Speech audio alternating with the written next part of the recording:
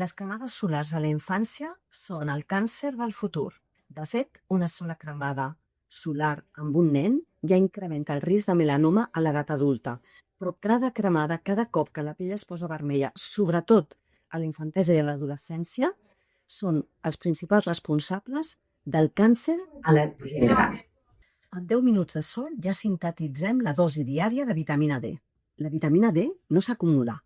Per tant, un cop hem sintetitzat el que necessitem en un dia, ja no en produïm més. No cal estar més estona al sol. Una pell clara, 10 minuts. Els mesos d'estiu són suficients.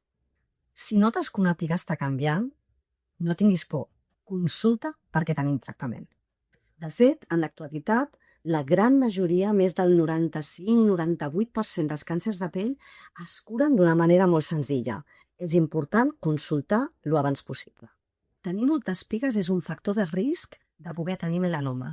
Aquelles persones amb moltes pigues haurien de tenir cura d'elles, mirar-se-les i, en tot cas, consultar amb el seu dermatòleg.